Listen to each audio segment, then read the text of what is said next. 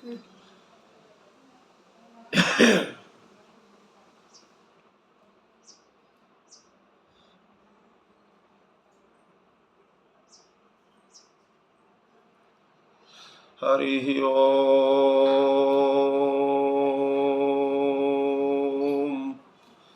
श्रीमन्महागणाधिपतये नमः। श्रीराम शरणं मम। श्रीगुरवे नमः। श्रीसरस्वत्यै नमः। श्रीमातृपितृचरणकमलेभ्यो नमः। गणेश हेरम्ब गजाननेति महोदरं स्वानुभवं प्रकाशिन् वरिष्ठ सिद्धि प्रिय बुद्धिनाथ वदन्त एवं त्यजत प्रभीति।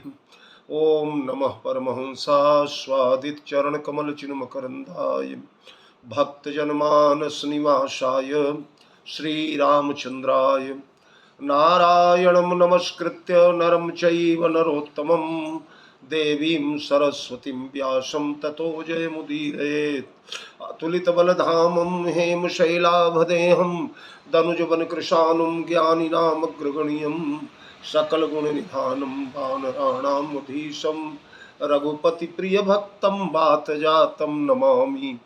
वीणाधरे विपुलमङ्गलदानशीले भक्त्यार्तिनाशिनि शिवविरञ्चि हरीश वन्दे कीर्तिं प्रदेखिल मनोरथ दे महारे विद्याप्रदायिनि सरस्वती नौमि नित्यं। प्रभु समरथ सर्वज्ञ शिव सकल कला गुणधाम योग ज्ञान वैराग्य निधि प्रणत कल्प तरुनाम। अपने अपने घरन की सब काहू को पीर तुम ही पीर सब घरन की धन्य धन्य रघुवीर। खलदल वनदावाय नल राम श्याम घन मोर रोम रोम में वज्र बल जय केसरी किशोर। जय कविता के गगन दिवाकर ज्ञान भक्ति के विमल प्रकाश पारिजात के पुष्पयाप हो। जय गोस्वामी तुलसीदास श्री गुरु चरण सरोज रज निज मन मुकुर सुधारी। बरनउँ रघुबर विमल जसु जो दायक फलचारी। सियावर रामचंद्र की जय श्री हनुमान जी महाराज की जय गोस्वामी जी महाराज की जय। श्री राम कथा महोत्सव की जय रामचरितमानस भगवान की जय। मेरे परमाराध्य अकारण करुणावरुणालय मर्यादा पुरुषोत्तम भगवान श्री राघवेंद्र सरकार भगवती भास्वती विदेह वैजंती अम्बा जानकी प्रभु चरित्र सुनिबे को रसिया पौरुष पराक्रम के पावन प्रयागराज अंजनानंद वर्धन श्री हनुमंतलाल जी महाराज कविकुल चक्रचूड़ामणि साहित्याकाश के दीप्त दिवाकर तुलसी नंदन गोस्वामी तुलसीदास जी महाराज भगवत कथा रस रसिक महानुभाव जन आए। बड़ी सुंदर चर्चा चल रही है। अशोक वाटिका में अम्बा जानकी के समक्ष दशग्रीव रावण खड़ा है। सीता जी को बड़े बड़े प्रलोभन दे रहा है और भगवती अम्बा तिनका का वोट सामने लेकर के तृण का वोट लेकर के रावण को उचित प्रत्युत्तर देने का शुभारंभ कर रही है। सीता के द्वारा अब रावण के प्रति जो उद्गार व्यक्त किए जाएंगे बड़े मनोहर हैं, बड़े सुंदर हैं और एक भारत की पतिव्रता को फबने वाले हैं। यही अपेक्षा सीता जैसी आर्य नारी से की जा सकती है। एक तरफ त्रैलोक्य विजेता दशानन खड़ा है जिसके समक्ष बड़े बड़े देवता थरथराते हुए कांपते हैं। सूर्य चंद्रमा वरुण यज्ञ अग्नि काल जम इंद्र यहां तक कि ब्रह्मा शंकर इन सबको जिसने अपना वशवर्ती बना लिया है। इनमें से अनेकों देवता थरथराते हैं रावण के नाम से। मनुष्यों की तो औकात ही क्या है। नर कपि भालू आहार हमारा। एक बार जिधर रावण दृष्टि डाल देता है बड़े बड़े दिग्गज थर्रा जाते हैं। वह रावण भगवती सीता को प्रलोभन दे रहा है। कह रावण सुन सुमुखी सयानी मंदोदरी आदि सब रानी तव अनुचरी करऊं पन मोरा। एक बार बिलोकुम मोरा तृण धरि ओट कहती वही देही। सुमिरी अवधपति परम सनेही, कहीं कहीं सुमिरु अवधपति परम सनेही। अरे सुनु दस मुख खद्योत प्रकाशा, कबहु की नलिनी करई विकासा। असमन समुझ कहति जान की, खल सुधि नहीं रघुबीर बान की। सठ सूने हरियान ही मोही, अधम नीलज लाज नहीं तोही। पहला वाक्य ही बिल्कुल हथौड़े जैसा, वज्र जैसा पड़ा, वाग वज्र जैसा। सोनु दस मुख खद्योत प्रकाशा, कबहु की नलिनी करई विकासा। सोनु एक वचन, सुनिए, सुने, श्रवण करें, ये नहीं, सोनु। क्षुद्र से क्षुद्र व्यक्ति को जैसा संबोधन होता है वो सीता जी ने प्रारंभ किया। सोनु दस मुख, और दस मुख, आहा। रावण ने सीता को सुमुखी कहा था। सुमुखी आकर्षण का प्रतीक है, समर्पण का प्रतीक है। रावण समर्पित हो चुका है, रावण आकर्षित हो चुका है, रावण कृत दास बनने को तैयार है। बड़ी बड़ी ललाम भूता ललनाओं के होते हुए भी सुमुखी सीता जी को सबकी स्वामिनी बनाना चाहता है। तो सुमुखी जहां गरिमापूर्ण संबोधन है, वहीं दशमुख घृणा से भरा हुआ संबोधन है, घृणास्पद संबोधन। एक मुख वाले भगवान श्री राघवेंद्र सरकार। क्यों भाई, जो इंद्रियां जितनी शोभा देती है शरीर में, उन्हीं की तो शोभा है। रामचरितमानस में तो जनकपुर की सखियों ने भगवान नारायण के चार भुजाओं का भी तिरस्कार कर दिया। क्या मतलब है? चार भुजा वाला कैसे सुंदर दिखाई पड़ेगा भला? हमारे अंगुलियों में हथेली में 5 अंगुलियां हैं, 5 की जगह अगर किसी बेचारे को 6 हो जाए तो वह हमेशा हाथ कोट के जेब में डाल के रखता है, कोशिश करता है कि समाज को दिखने न पावे। 5 के जगह 6 उंगली हो जाए तो कितना भद्दा लगता है। 2 की जगह 4 हाथ हो गए तो विष्णु भगवान कितने, क्या मुकाबला करेंगे भगवान राम का। विष्णु चारि भुज, और 4 मुख वाले ब्रह्मा विधि मुख चारी। विकट बेश मुख पंच पुरारी। 5 मुख वाले तो महान विकट है, वो तो सुंदरता के तराजू पर बैठने लायक भी नहीं राम के मुकाबले। इसे ऐसा न समझा जाए कि रावण की निंदा, शंकर और ब्रह्मा की निंदा या आलोचना है। यहाँ भगवान श्री राम के सौंदर्य की पराकाष्ठा को प्रदर्शित करने के लिए ऐसे वाक्यों का प्रयोग हो रहा है। तो जब 4 भुजा वाला 2 भुजा वाले का मुकाबला नहीं कर सकता, 4 मुख वाला 1 मुख वाले के सौंदर्य का ब्याज दिखेगा, 5 मुख वाला तो और भी अति ब्याज दिखेगा, तो फिर 10 मुख वाले की गणना ही क्या है रे? हाँ? हे 10 मुख वाले दशानल, तेरे 10 मुख है। 10 मुख का मतलब मुंह तो 10 है, हाँ, इसका मतलब आंखें 20 हैं, और 20 आंख होने के बाद भी 20 लोचन यंध धिग तव जन्म कुजाति जड़। एक मुख वाला राम नाम लेकर भगवान का भजन करके मुक्ति को प्राप्त हो जाता है। 10-10 मुख हुए अभागे, और ये क्या बोल रहा है? शर्म नहीं आती तुझे? तो 10 मुख किशोरी जी ने घृणा के रूप में प्रयुक्त किया। अरे सुनु 10 मुख खद्योत प्रकाशा, कबहु की नलिनी करई विकासा। 10 मुख वाले रावण को सीता जी खद्योत की उपमा से नवाज रही है। खद्योत की उपमा प्रदान की जा रही। खद्योत माने जुगनू।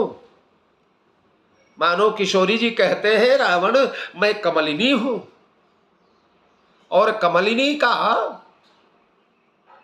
विकास तो भगवान भुवन भास्कर सूर्य नारायण के मंगलमयी रश्मियों से होता है। जब सूर्य रश्मियां जगती तल का स्पर्श करती है तो कमलिनी विकसित हो जाया करती है, खिलखिला उठा करती है। अब अगर सूर्य के किरणों का अभाव हो तो जुगनू एक नहीं रहे, तू तो एक ही जुगनू है, करोड़ों जुगनू आ जाएं, कमलिनी का विकास नहीं हो सकता। कमलिनी किसी प्रकार से जुगनू के द्वारा नहीं प्रफुल्लित की जा सकती है। मैं नलिनी हूं, कमलिनी हूं, तू जुगनू है और भगवान श्री राम सूर्य। उदित उदय गिरिमंच पर रघुबर बाल पतंग, जब ते राम प्रताप खगेशा, उदित भयउ अति प्रबल दिनेशा, मन मुस्काई राम भानुकुल भानु, राम सहज आनंद निधानु, जय रघुवंश बनज बन भानु।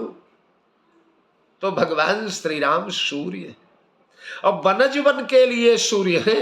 बनज माने कमल, कमल कमलिनी।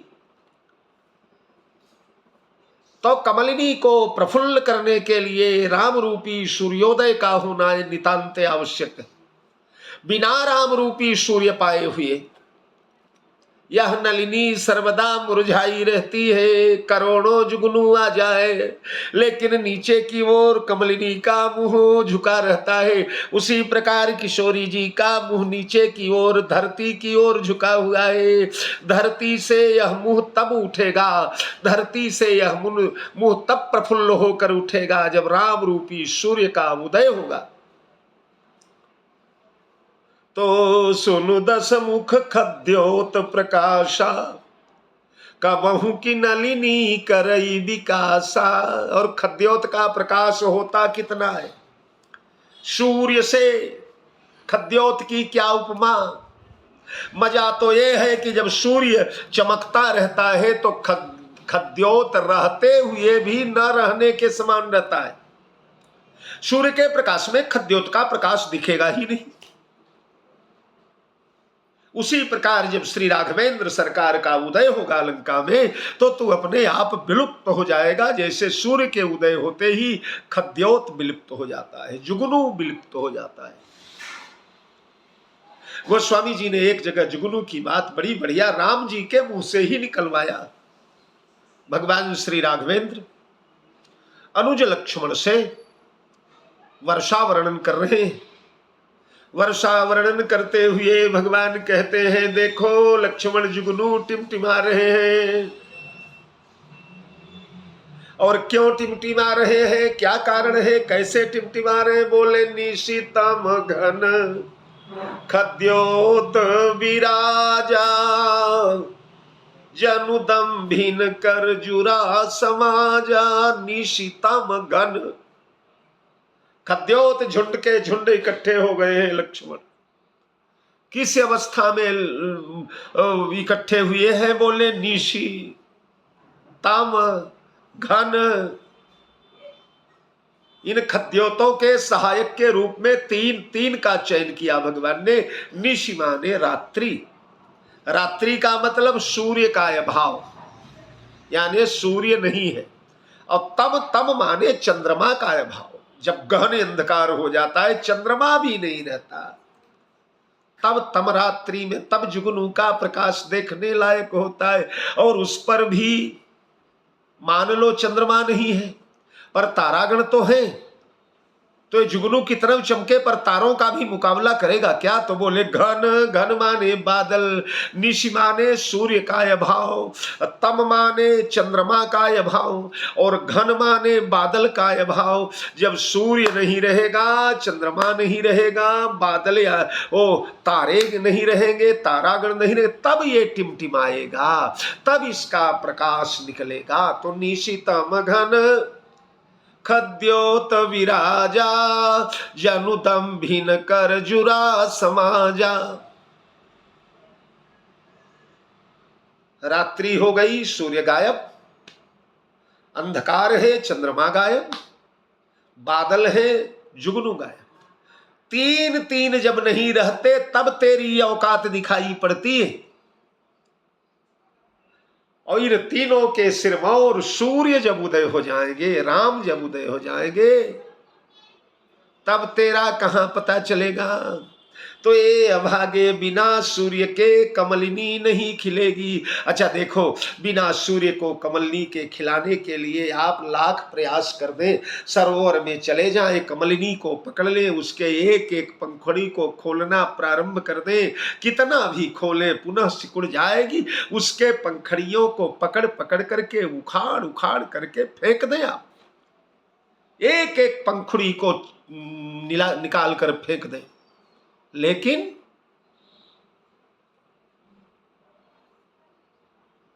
कमलिनी नहीं मुस्कुराएगी, नहीं खिलेगी। जब सूर्य पाएगी तभी खिलेगी।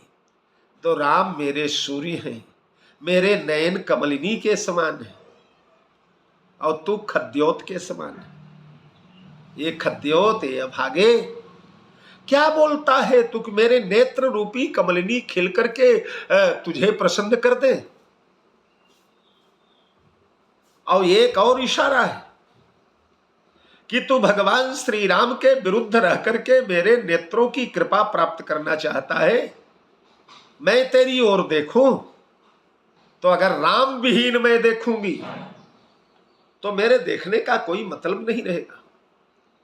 श्री राम अनुकूल होंगे तभी मेरा देखना सफल होगा। हनुमान जी ने रावण से उपदेश दिया है इसी सुंदरकांड में। रावण से कहते हैं तू चाहता क्या है? वो बोला मैं सीता को चाहता हूं। हनुमान जी ने कहा सीता राम को लौटा दे। बोला नहीं लौटाऊंगा। तो हनुमान ने कहा फिर अगर सीता को ही चाहता है तो रावण एक काम कर। क्या? बोले राम चरण पंकज उर धरहु। अगर सीता को नित्य निरंतर सदा सर्वदा तू लंका में स्थिर रखना चाहता है तो उसका भी उपाय है, और उसका उपाय ये है कि राम चरण पंकज उर धरहु। और परिणाम बोले लंका अचल राज तुम करहु। सीता श्री है, लक्ष्मी है।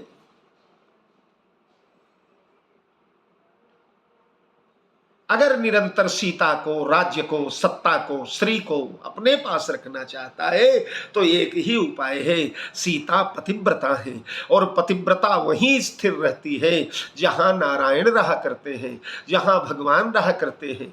अगर पतिव्रता सीता को सर्वदा अपने यहाँ तो लंका को श्री युक्त रखना चाहता है तो राम चरण पंकज उर्धरहु, भगवान श्री राम के चरण कमल को हृदय में धारण कर ले। और श्री राम का चरण कमल जब हृदय में आ जाएगा तो सीता अपने आप स्थिर हो जाएगी। मानो सीता कहती है अरे अभागे, ये मेरी आंखें बिना राम के जुगनू जैसी हैं।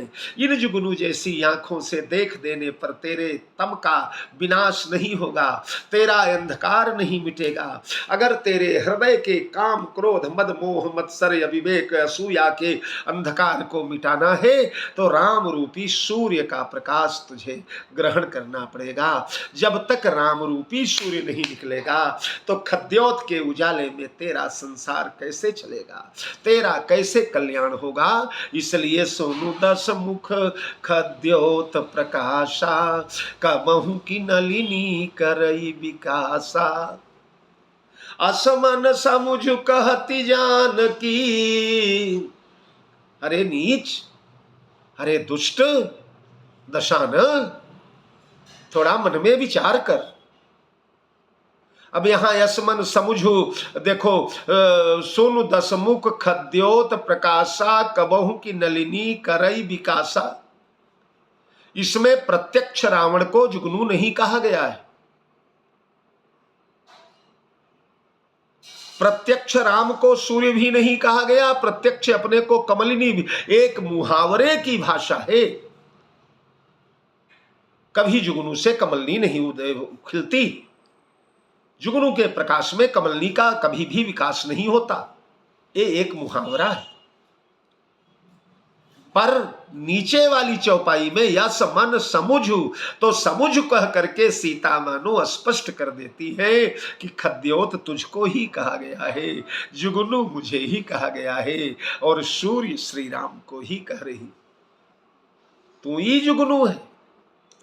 तो सुनु दस मुख खद्योत प्रकाशा, कबहु की नलिनी करई विकासा, असमनु समुझु कहती जान की। यहाँ पुनः जानकी शब्द आया। ये जनक की बेटी है। जनक महाराज परम संयमी है, परम इंद्रियजीत हैं, एक लक्ष्य है जनक का। इसी प्रकार ये जानकी है। जैसे इनके पिता समस्त भोगों से उपराम रहा करते हैं, जैसे इनके पिता को जगत का कोई आकर्षण अपनी ओर नहीं प्रभावित कर सकता, उसी प्रकार इन सीता को भी ये तेरा सारा का सारा ऐश्वर्य तृणवत मन्यते, तृण के समान समझ करके मैं ठोकर मार रही हूं इस पर। तो असमन समुझू कहती जान की, अरे खल सुधि नहीं रघुबीर मान की। खल कह करके सीता जी ने मानो ये भी सिद्ध कर दिया कि ये दुष्ट दुर्भावना से ही आया हुआ है। वो जो रावण पक्ष के कुछ मैंने कल परसों कुछ सिद्धांत बताए थे, कई पूर्वाचार्यों का ऐसा मत है, पर मानो उसका खंडन हो रहा है। सीता के मुंह से खल बोलने का तात्पर्य रावण की आत्मा पवित्र नहीं है इस समय। तो खल सुधि नहीं रघुबीर बान की, अरे दुष्ट, अरे खल, अरे नीच, अरे कुकर्मी, तुझे रघुबीर के बाण की सुधि नहीं है।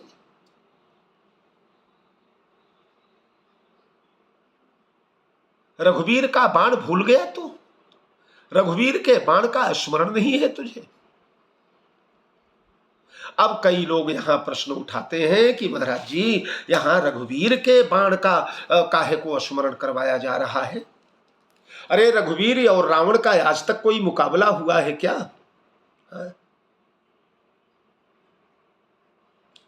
रावण कभी रघुवीर के बाण के आमने सामने आया है क्या?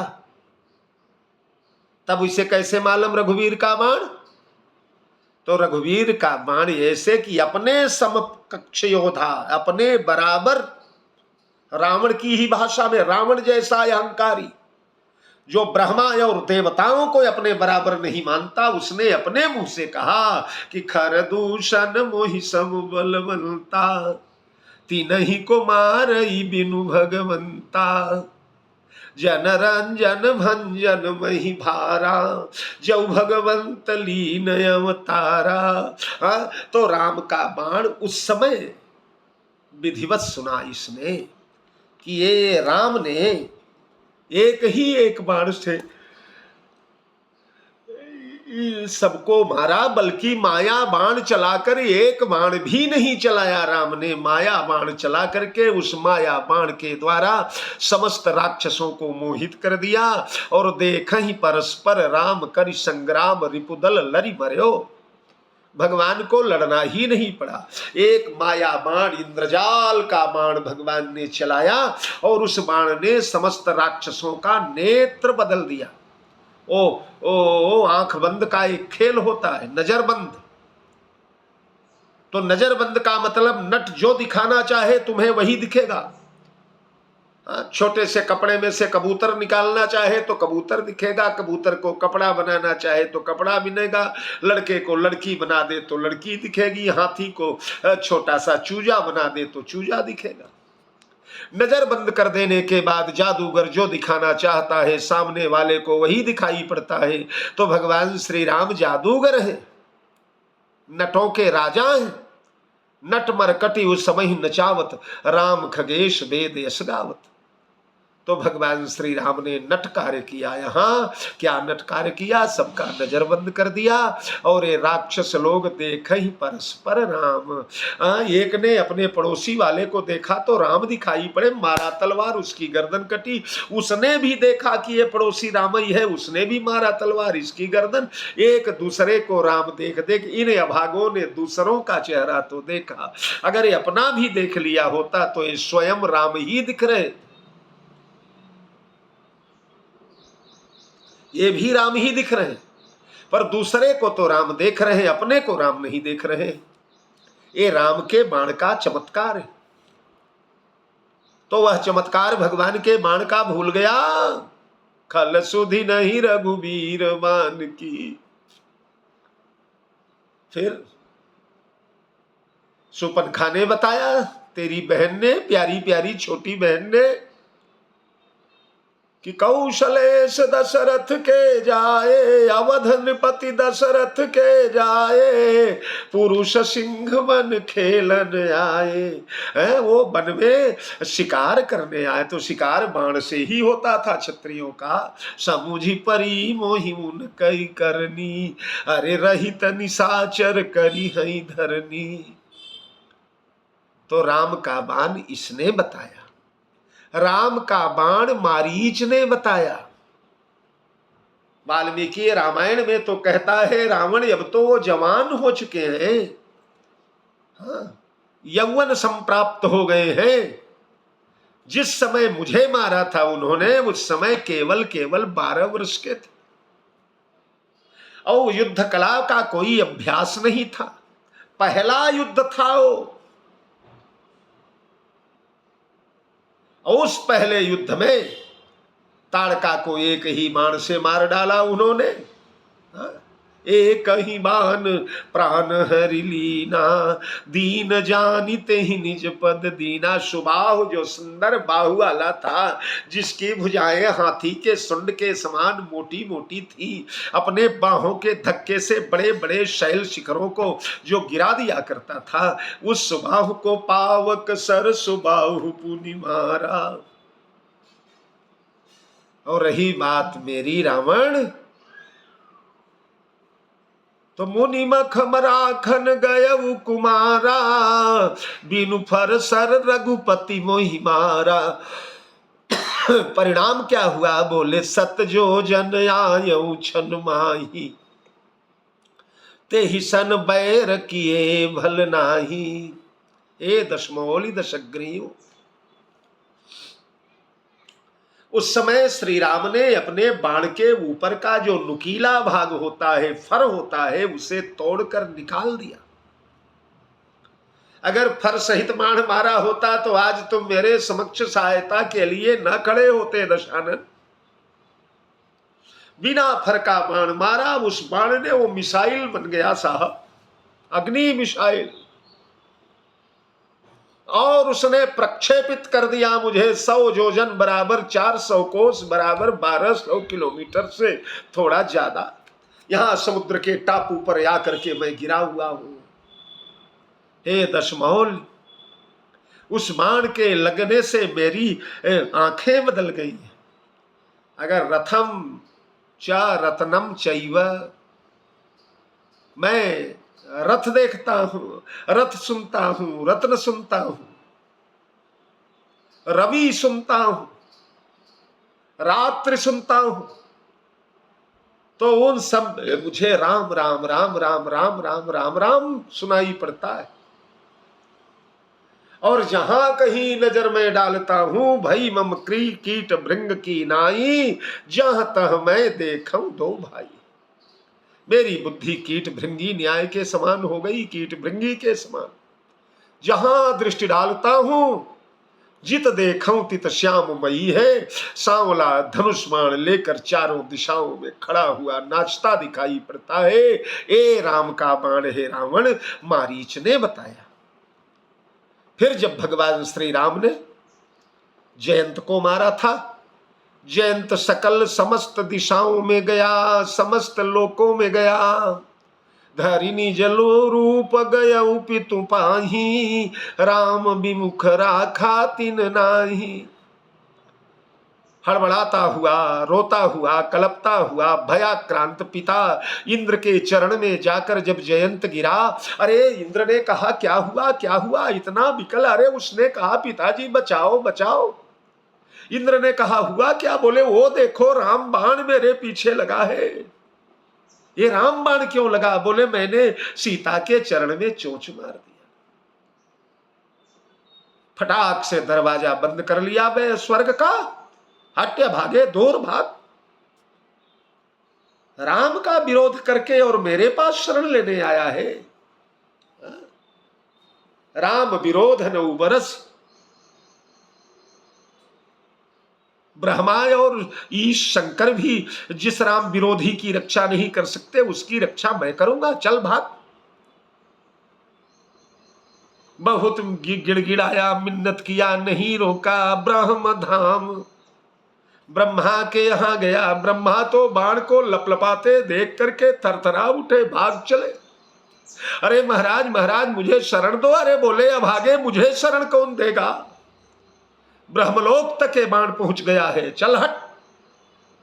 ब्रह्म धाम शिवपुर कैलाश गए, प्रलयंकर भयंकर शंकर के द्वार पर। त्रिभुवनपति कपर्दी शशांक शेखर गौरी पति चंद्रमौलेश्वर भगवान शंकर ने देखा। भगवान श्री राम का वह ब्रह्म बाण लपलपाता चला आ रहा है। ऐसा लगता है जैसे संपूर्ण लोकों को आज विदग्ध कर देगा। भगवान भूत भावन ने तुरंत कहा, हट भाग, जल्दी भाग। मेरे कैलाश की पूरी बर्फ पिघलती चली जा रही है। अभी कैलाश पिघलकर बहने लगेगा, हिमालय जल जाएगा, यह बाण सबको जला देगा। वहां से भागा, वरुण लोक गया, कुबेर लोक गया, अग्नि लोक गया, काल जम सबके चरणों में जाकर गिड़गिड़ाया। काहू बैठन कान ओई, तब पृथ्वी लोक पर आया ब्रह्म धाम। शिवपुर सब लोका, तो सब लोका में पृथ्वी लोक भी आता है। और जब पृथ्वी लोक में आया तो उस समय पृथ्वी लोक, अयोध्या तो जाने का प्रश्न ही नहीं है। अयोध्या के राजवधु के चरणों में चंचुपात करके अपराधी अयोध्या जाएगा तो अयोध्या वाले स्वयं मार डालेंगे इसको। तब कहां जाए? धरती लोक में। और कौन माई का लाल? तो धरती लोक में एक ही रक्षक दिखाई पड़ा, वो था रावण। रावण के द्वार पर जाकर के गिड़गिड़ाने लगा, त्राहिमाम पाहिमाम रक्षमाम, बचाओ बचाओ बचाओ। रावण ने देखा ब्रह्म बाण महाराज लपलपा रहा है। लपटें ऐसी है जैसे गगन को चूम लेगी, सारे जगत को भस्मीभूत कर देगी। भयभीत रावण, भयाक्रांत रावण जल्दी जल्दी दरवाजा बंद किया, हट भागे, भाग भाग भाग। तो सोई देवावती याद जान की, खल सुधि नहीं रघुबीर बान की। माता सीता वही याद दिला रही हैं, अरे खल वह रघुवीर का बाण जिसने खरदूषण त्रिशिरा हते, खरदूषण को मारा, त्रिशिरा को मारा, तेरे परम मित्र बाली को मारा, मारीच को मारा, ताड़का को मारा, सुबाहु को मारा, जयंत जिसके द्वारा त्रैलोक्य में आतुर होकर के भागा। उन बाणों को भूल गया क्या? इतने लोगों ने उन बाणों का वैभव तेरे सामने वर्णन किया और तू भूल गया। तो असमन समझो कहती जान की, खल सुधि नहीं रघुबीर बान की। और बस आज यहीं से वाणी को विराम। जय जानकी जीवन। बहुत बहुत साधुवाद। इसके आगे की चर्चा हम लोग प्रेम से कल करेंगे। श्री सीताराम।